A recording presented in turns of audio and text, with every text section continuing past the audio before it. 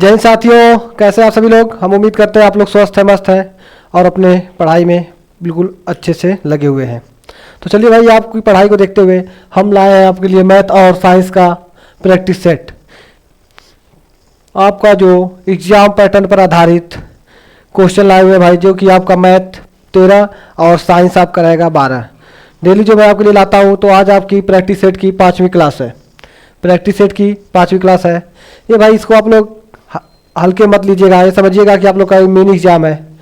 Mini exam और समझ रहे हैं आप लोग का। इसको अगर आप अच्छे से कर लेंगे और टाइम मैनेजमेंट अच्छे से सेट कर लेंगे कि कितना टाइम लग रहा है हमें 25 क्वेश्चन करने में, तो आप लोग को एग्जाम हॉल में जब आप लोग बैठेंगे क्वेश्चन पेपर के सामने, तो आप लोग को ज़्यादा प्रॉब्लम नहीं होगी। तो चलिए भाई, इस सेशन को हम लोग यहीं पे स्टार्ट करते हैं, ज़्यादा टाइम न जाया करते हुए। और भाई जो भी हमारे सेशन को नए देख रहे हैं, कोई अगर नए हमारे चैनल से जुड़े हैं तो चैनल को सब्सक्राइब कर लें, और हमारा सेशन उनको पसंद आया तो वीडियो को लाइक ज़रूर कर दें। चलिए इसी के साथ सेशन को स्टार्ट करते हैं। आज की क्लास का आपका पहला क्वेश्चन आप लोग के सामने। चलिए भाई, इसका राइट आंसर आप लोग कमेंट बॉक्स में तुरंत बताइए, और लास्ट में जरूर बताइएगा कि आप लोग का 25 में से कितना सही हुआ। मैं आपको दिया हुआ था मैं तो 20 को प्लस लगा के दिखाओ, तो आप लोग को 20 प्लस करके बताना है। इससे आप लोग का पता चलेगा कि कॉन्सेप्ट क्लियर है, अच्छे से कॉन्सेप्ट आप लोग का बेसिक मजबूत है या नहीं। क्योंकि आप लोग का बेसिक मजबूत है तब आप लोग का प्रैक्टिस अच्छे से हो पाएगा। चलिए, दिया क्या है आपका यहाँ से, दो संख्याओं का अनुपात 3/4 है और उनका लघुत्तम समापवर्तक एलसीएम 120 है। तो संख्याओं का योग क्या होगा? तो संख्याओं का योग क्या होगा? आप लोग के सामने 4 ऑप्शन है, बताइए। तो क्या दिया हुआ है, दो संख्याएं जो हमारी है उनका अनुपात कैसे, किस रेशियो में है? 3:4 के अनुपात में है। और क्या आपका एलसीएम 120 दिया है। हम लोग इसका एलसीएम निकालेंगे तो कितना आएगा? 4 तियां, इसका एलसीएम 12 हो जाएगा भाई। अगर हम मान भी लेते हैं, रुक जाइए, इसको मगर मान भी लेते हैं कि हमारी पहली संख्या हो जाएगी 3x और दूसरी संख्या हो जाएगी 4x, तो एलसीएम इसका 12x आ जाएगा, यानी 12x। और यहाँ पे क्वेश्चन में क्या बोल रहा है? 120। तो x बराबर क्या हो जाएगा? 120 बट्टे में 12, जो कि 10 आ जाएगा। तो x बराबर आपका आ गया 10। x का मान 10 आ गया। तो यहाँ पे क्या करेंगे, संख्या हमारी क्या हो जाएगी? तो हमारी संख्या हो जाएगी 3x बराबर 3 गुणे में 10 बराबर आपका हो जाएगा 30। 4x बराबर हो जाएगा 4 गुणे में 10 बराबर 40। और आपको क्या बोला है? संख्याओं का योग। तो संख्या हमारी 30 और 40 है, जोड़ेंगे तो 70 हो जाएगी। तो हमारा योग आ जाएगा, जो हमारा 70 आ जाएगा। Option A is the right answer मेरे भाई। 70 आपका राइट आंसर हो जाएगा, क्योंकि हमारी पहली संख्या 30, दूसरी 40 आ गई, तो दोनों का योग पूछा है। क्या पूछा है? संख्याओं का योग। तो संख्याओं का योग कर देंगे तो हमारी 40 आ जाएगी। चलिए अगला क्वेश्चन देखते हैं। अगला क्वेश्चन क्या दिया है, ध्यान से पढ़िएगा आप लोग। क्वेश्चन को अच्छे से पढ़िए आप लोग, तभी समझ में आएगा। एक काम को 15 दिनों में और 20 दिनों में कर सकता है। यदि वे 4 दिनों तक एक साथ काम करते हैं तो काम का कितना हिस्सा बचा है? 4 दिन तक काम करते हैं, बाकी दिन नहीं, तो जो बाकी काम कितना बचा है, ये आप लोग से पूछ रहे हैं। काम का कितना हिस्सा बचा है, क्योंकि कुछ हिस्सा इन्होंने तो कर दिया इन लोगों ने काम, कितना हिस्सा बचा है आप लोग से पूछ रहा है। चलिए बताइए आप लोग, देखिए कैसे सॉल्व होगा। ए कितने दिन में कर रहा है? 15 दिन में। बी कितने दिन में कर रहा है? 20 दिन में।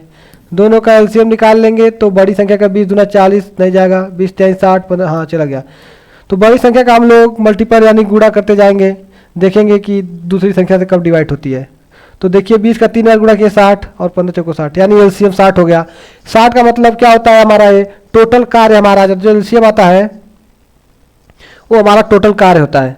तो हम कार्य क्षमता निकालेंगे, तो 15 चौके 60, यानी ए एक दिन में 4 कार्य करता है, तो 20 या 60, तो बी कितना कार्य करता है? 3। दोनों एक दिन में कितना कार्य करते हैं? 7 कार्य करते हैं। और यहाँ पे क्या बोला है? 4 दिन तक। तो ए प्लस बी दोनों कितने दिन तक कार्य करते हैं? 4, और एक दिन में 7 कार्य करते हैं। तो टोटल क्या हो जाएगा? टोटल 28 कार्य तो लोग कर लेंगे 4 दिन में। 4 दिन तक बोल रहा है ना, 4 दिन तक एक साथ काम करते हैं, तो एक दिन में दोनों मिलकर 7 कार्य करते हैं, तो 4 दिन में 28 कार्य। तो टोटल कार्य हमारा 60 है, टोटल कार्य हमारा 60 है, तो इसमें से 28 को माइनस कर देंगे। 28 कार्य तो हो चुका है, बचा कितना, तो हो जाएगा 2 और यहाँ 5 में से 3, यानी आपका टोटल 32 कार्य बचा। तो आपका 32 कार्य ना पूछे, क्या पूछा है, काम का कितना हिस्सा बचा है। तो आपका टोटल काम कितना है 60, 60 बचा, 60 का कितना बचा है 32। तो अब इसको 60 का 32 हिस्सा भी बचा हुआ है, डिवाइड करेंगे तो 4 और 8 32, तो हो जाएगा 4 एक कम 4, 4 पच्चे 20, यानी 15/8। इस ये भी कटेगा क्या, नहीं कटेगा। तो हमारा 8/15 जो है कितना, इस काम का कितना हिस्सा बचा है, 8/15 हिस्सा बचा है, जो कि आपका ऑप्शन ए है 8/15। तो ऐसे हम लोग क्वेश्चन को सॉल्व करेंगे मेरे भाई।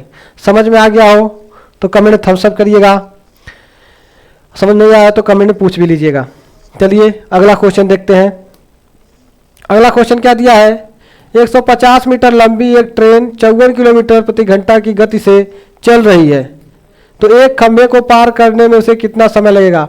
आपका दूरी दिया है, चाल दिया हुआ है, आपका समय पूछ रहा है। तो आइए समय को पता करते हैं। क्या दिया हुआ हमारा, जो उसकी ट्रेन की लंबाई हमारी डिस्टेंस होती है 150 मीटर, स्पीड आपकी क्या हो जाएगी 54 किलोमीटर प्रति आवर दिया हुआ है।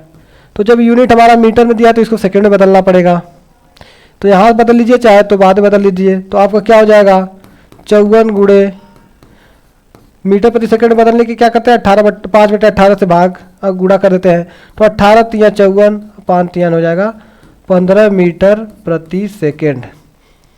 तो टाइम बराबर हमारा क्या हो जाएगा, दूरी बटे में चाल, 15 दहा में 150, यानी टाइम बराबर 10 सेकेंड आ जाएगा मेरा। आप लोग का आ गया टाइम बराबर 10 second. Option A is the right answer मेरे भाई, option A is the right answer. चलिए अगला क्वेश्चन देखिए। टाइम आप लोग का भाई जल्दी जल्दी आंसर बताइए। आप लोग को एग्जाम हॉल में टाइम ज़्यादा नहीं मिलता मेरे भाई, टाइम बहुत कम रहता है, थोड़ा स्पीड बढ़ाइए, आप लोग स्पीड बढ़ाइए। क्या दिया हुआ है, एक आयत का परिमाप 60 सेंटीमीटर है। आयत का परिमाप पहले दे चुका है आपको, और इसकी लंबाई भी दे चुका है 18 सेंटीमीटर। इसका क्षेत्रफल पूछा आप लोग से, क्षेत्रफल। तो पहले हम लोग परिमाप बराबर क्या लिखेंगे, आयत का परिमाप। आयत का परिमाप बराबर क्या होता है, आयत का परिमाप बराबर होता है 2 गुणे में लंबाई प्लस चौड़ाई। तो परिमाप हमारा कितना दिया हुआ है 60 बराबर 2, लंबाई आपका कितना दिया हुआ है 18, चौड़ाई को x मान लीजिए क्योंकि चौड़ाई भी दिया नहीं है। तो क्या करेंगे देखिए, 2 से 60 को कर देंगे तो हमारा आ जाएगा 30, 30 बराबर क्या हो जाएगा 18 प्लस x। तो x बराबर क्या हो जाएगा, इधर आएगा तो 30 माइनस 18 हो जाएगा, घटाएंगे तो 12, x बराबर आपका आ गया 12, यानी आपकी चौड़ाई 12 आ गई।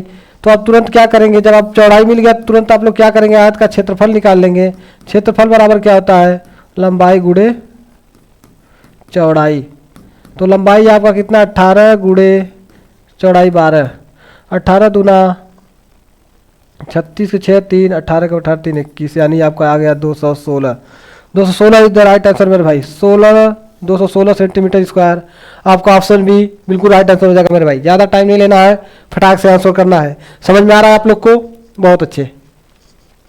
चलिए देखिए क्या दिया हुआ है, 10,000 रुपये पर 2 वर्ष के लिए 10% वार्षिक दर से चक्रवृद्धि ब्याज क्या होगा। आप लोग से पूछा चक्रवृद्धि ब्याज, तो चक्रवृद्धि ब्याज भाई 2-3 प्रकार से निकाल सकते हैं आप लोग। पहला देखिए आपको सिखा रहे हैं हम पास्कल नियम जो होता है, पास्कल नियम से कैसे लगता है। तो पास्कल नियम में क्या करते हैं, जो रेट होती है पहले साल का और दूसरे साल का रेट हम लोग निकाल लेते हैं। तो आपका देखिए 10,000 दिया हुआ है ना, गुणे में 10% निकालेंगे पहले साल का तो क्या हो जाएगा, 2 जीरो से 2 जीरो कट जाएगा 100, और 10 का गुणा करेंगे तो आपका आ जाएगा 1,000। तो पहले ईयर का आया ब्याज 1,000। फिर क्या करेंगे हम लोग, जो 1,000 आया है ब्याज का 10% निकालेंगे। तो 2 जीरो से 2 जीरो 10, 10 क्या करेंगे बराबर आपका आ जाएगा 100। तो दूसरे जगह आ जाएगा 100। तो अब लोग क्या करेंगे, पास्कल नियम क्या कहता है, 2:1 में, यानी पहले साल में 2 का गुणा, दूसरे में 1 का गुणा, तो ये हो जाएगा हमारा 2000 और दोनों को जोड़ भी लेंगे प्लस में 100 बराबर में हो जाएगा आपका 2100। देखिए तुरंत आ गया आपका राइट आंसर 2100 मेरे भाई, 2100 आपका राइट आंसर आ गया। क्या करेंगे, पहले आप लोग मूलधन का 10% निकालेंगे तो आ जाएगा आपका ब्याज, फिर ब्याज जानते चक्रवृद्धि ब्याज में ना ब्याज का ब्याज लगता है, फिर ब्याज पर 10% लगाएंगे ब्याज, जो ब्याज आपका 1000 आया है तो ब्याज पर भी 10% जो ब्याज है लगेगा, तो आपका आ जाएगा 100। तो आपका पहले ईयर का 1000, दूसरे का 100, तो पास्कल नियम कहता है 2:1, यानी पहले साल में 2 का गुणा, दूसरे साल में 1 का गुणा करके दोनों को ऐड कर दीजिए।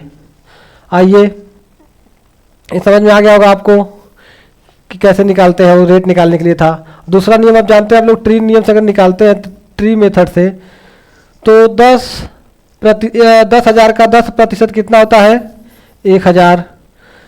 ये पहले साल का हो गया। दूसरे साल भी मूलधन का तो 1000 तो लगभग करेगा, फिर ब्याज का भी ब्याज लगेगा, तो फिर पहले साल का ब्याज पे लगाएंगे 10%, तो कितना आया 100।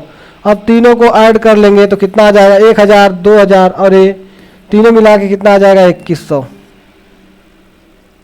तो आपका 2100 आ गया। ट्री मेथड से एक लाइन में आ गया। आप लोग को कैसे आएगा, प्रैक्टिस से भाई, जितना प्रैक्टिस करेंगे आ जाएगा। समझ में नहीं आया तो एक बार कमेंट में पूछ लीजिएगा, दोबारा बता देंगे आप लोग को। और समझ में आ गया हो तो कमेंट बॉक्स में थम्स अप जरूर करिएगा मेरे भाई। एक टंकी को 10 घंटे में भर सकता है, एक टंकी को 10 घंटे में भर सकता है कौन, नल ए जो है, नल ए एक टंकी को 10 घंटे में भर सकता है और नल बी इसे 15 घंटे में खाली कर सकता है। यानी भर सकते, एक ए भर रहा है, बी खाली कर रहा है, यानी खाली कर सकता है। यदि दोनों एक साथ खोल दिया जाए तो टंकी को भरने में कितना समय लगेगा, टंकी को भरने में कितना समय लगेगा मेरे भाई।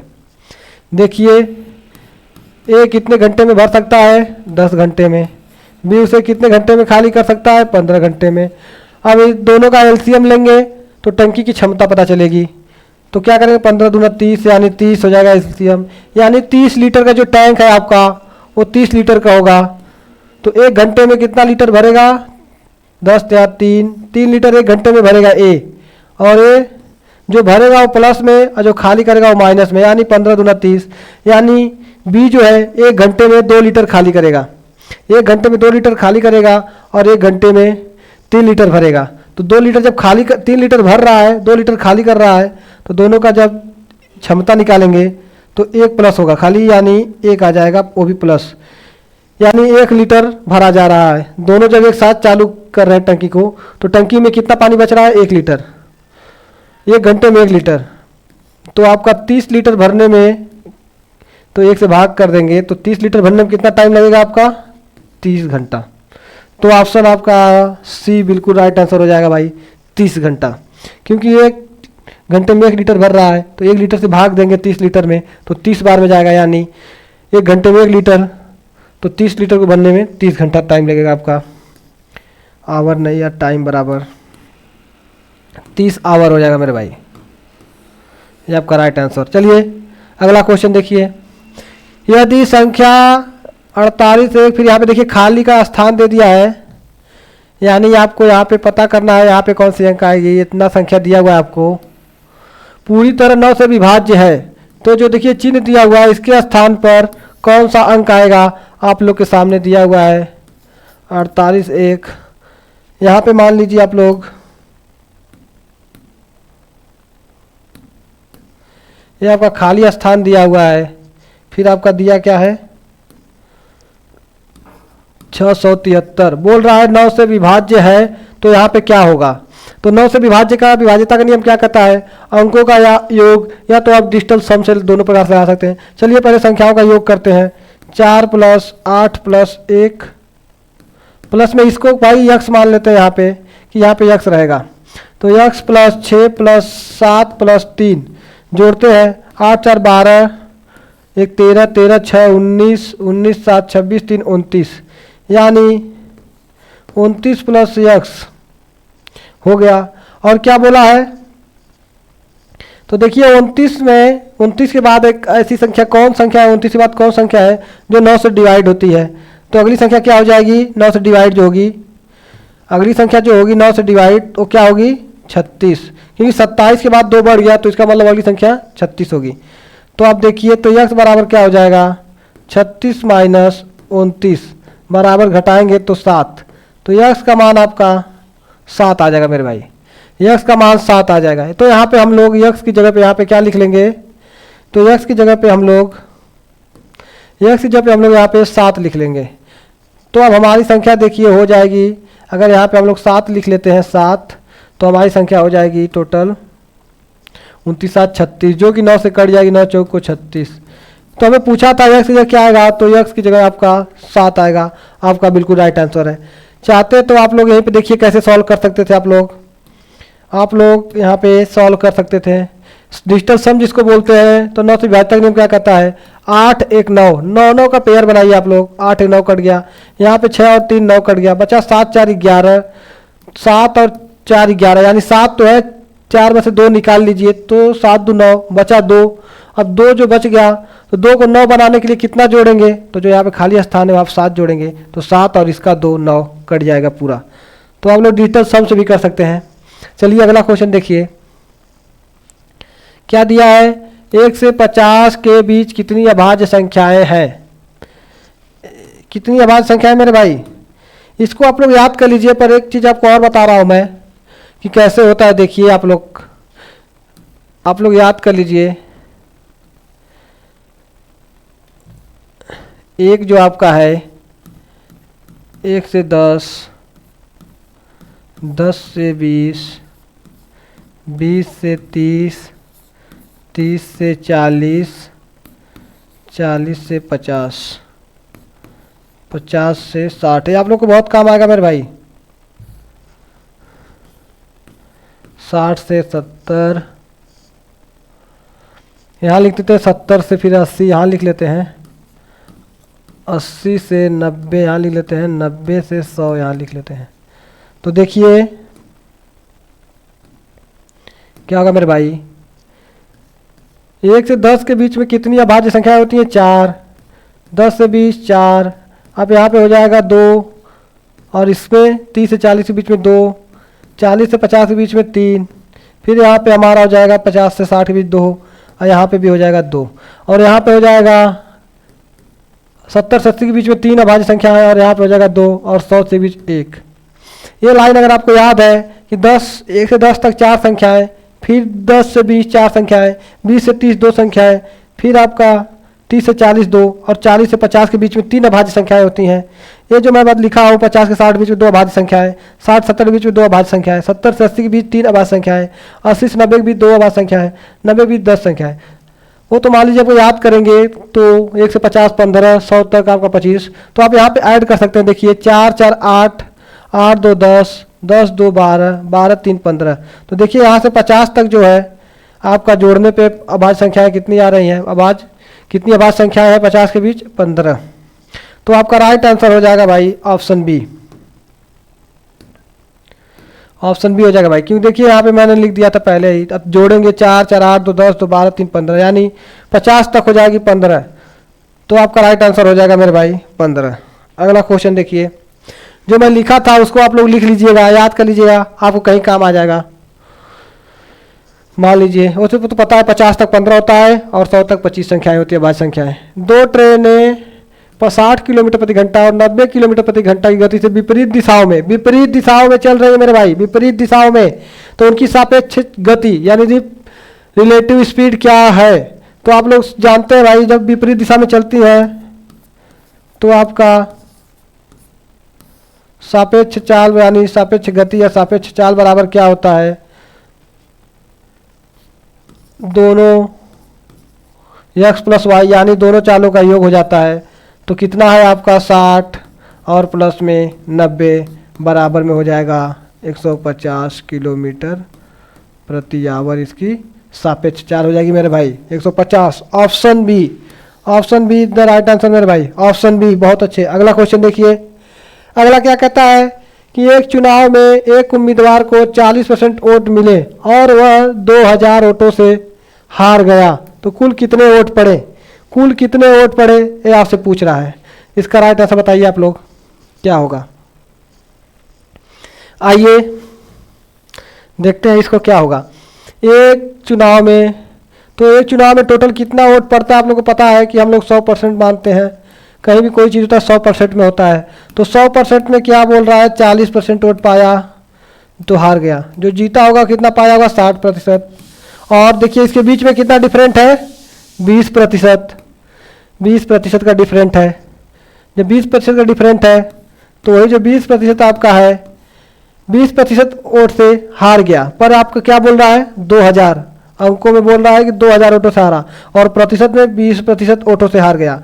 तो हम लोग जब प्रतिशत निकालेंगे तो 1% का मान कितना हो जाएगा, 2000 बट्टे में 20, तो 20 एक कम 20 यानी 100। 1% का मान 100 आ गया। तो 100 पूछा है आपसे कि कुल कितने वोट पड़े, तो टोटल 100% वोट पड़े। तो 100% वोट में एक का मान 100, तो 100 का गुणा करेंगे तो आपका हो जाएगा 10,000। 10,000 कहाँ आ रहा है, option B the right answer मेरे भाई। जब 1 यूनिट का मान देखिए यहाँ पे 1% का मान कितना आ गया, 100। तो 100% का मान क्या होगा, 100% में 100 का गुणा कर देंगे, 100% में 100 का गुणा कर देंगे मेरे भाई, 100% में 100 का गुणा कर देंगे। चलिए अगला क्वेश्चन देखिए, दिया है आपका 63,528 से 5 के स्थानीय मान और जातीय मान का योग क्या है।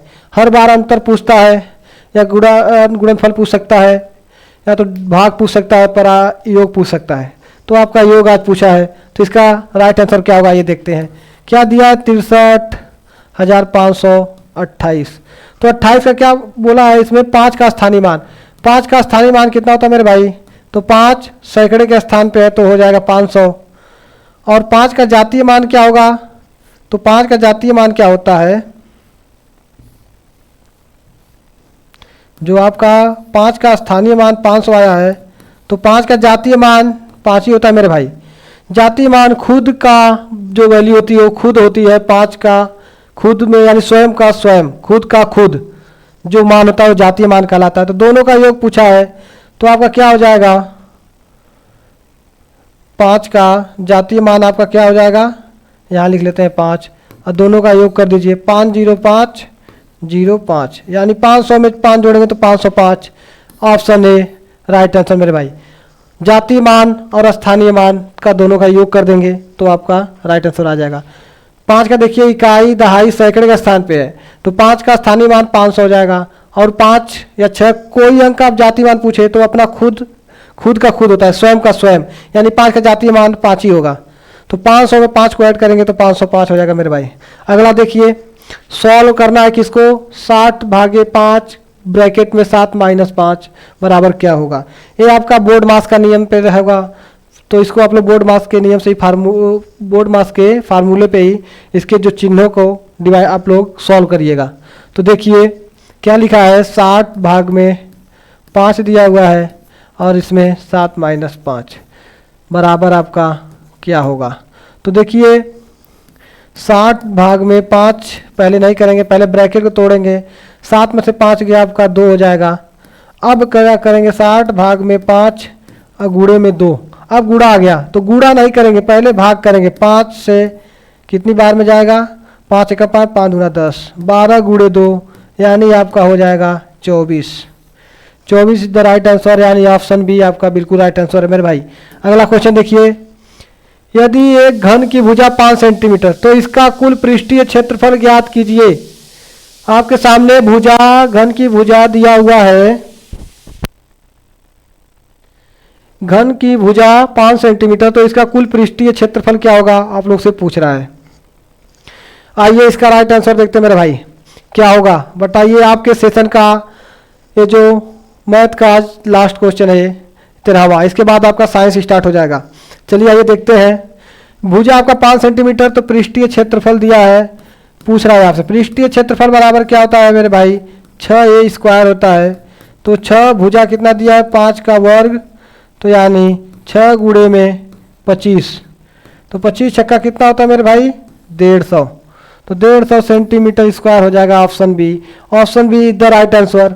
अरे आपका था मैथ, तो आप लोगों ने 13 में से कितना सही किया है जरूर बताइएगा। और साइंस आपका स्टार्ट हो रहा है, साइंस में बताइए कितना होगा। साइंस में आप थोड़ा जल्दी से करेंगे, थोड़ा स्पीड के साथ करेंगे, क्योंकि ऑप्शन बताना है, आगे बढ़ना है।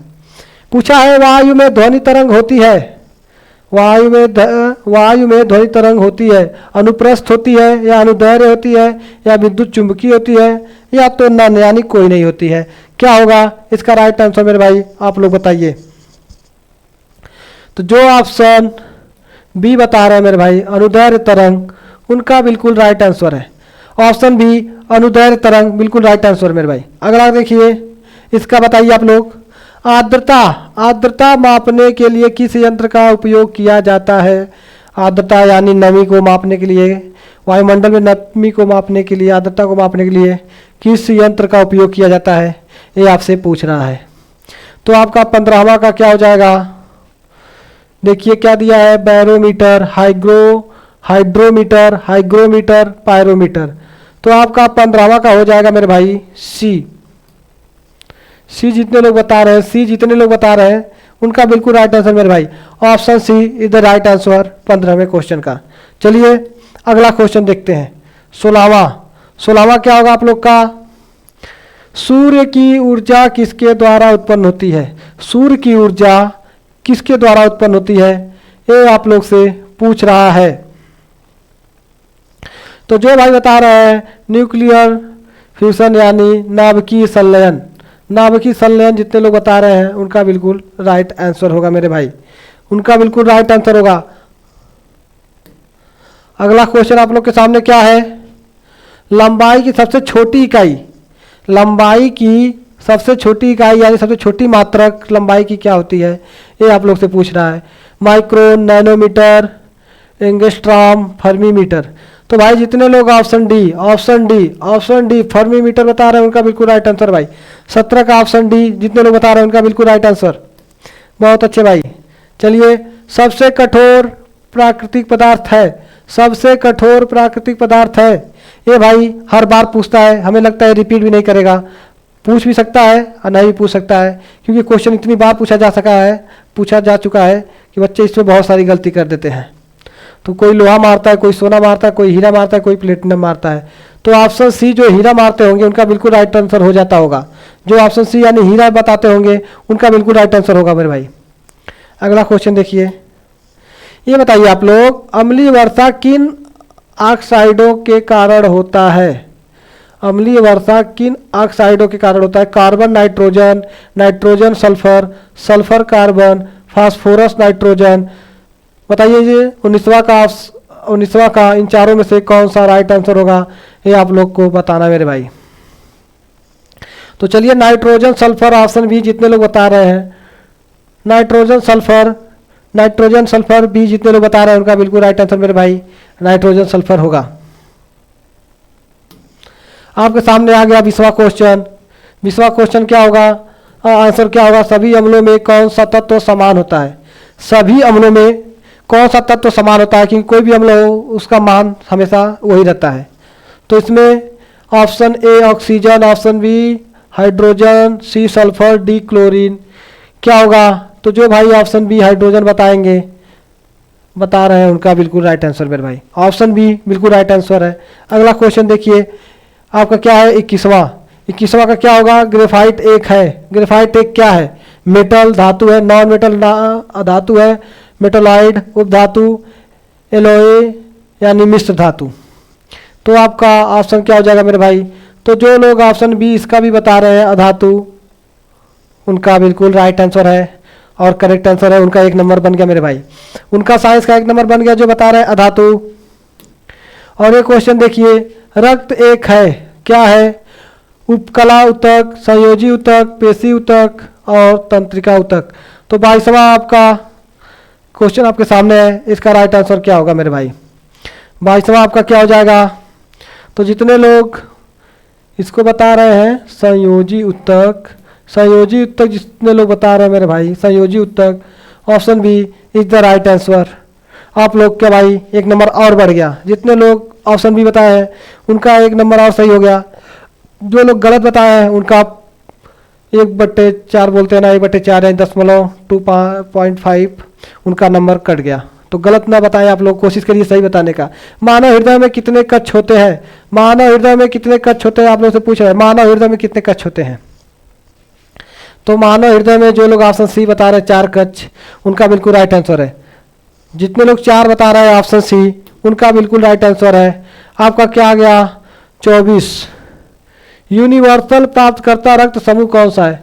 मैंने कल आपको बताया था कि वो कौन है जो सर्वदाता है, जो सबको रक्त दे सकता है। और ये क्या है यूनिवर्सल प्राप्तकर्ता रक्त, जो रक्त समूह कौन सा है? यूनिवर्सल प्राप्तकर्ता यानी जो पूरा कोई भी रक्त ग्रहण कर सकता है, वो आप लोग से पूछा इसमें से क्या होगा। तो चलिए भाई, जितने लोग ऑप्शन बी बता रहे हैं, ऑप्शन बी यानी A B positive, A B positive जितने लोग बता रहे हैं उनका बिल्कुल राइट आंसर है। और आज के सेशन का लास्ट क्वेश्चन, पौधे का सही दिख रहा है आप लोग को? हाँ सही दिख रहा है मेरे भाई। पौधे का कौन सा भाग वाष्पोत्सर्जन में भाग लेता है?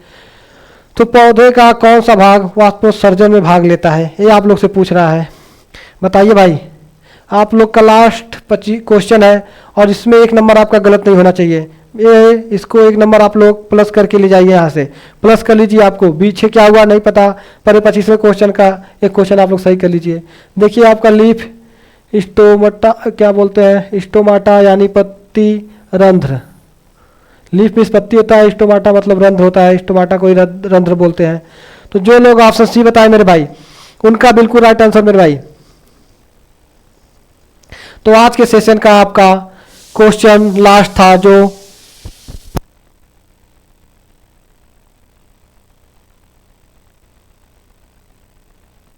जो आपका सेशन समाप्त हुआ यहीं पे।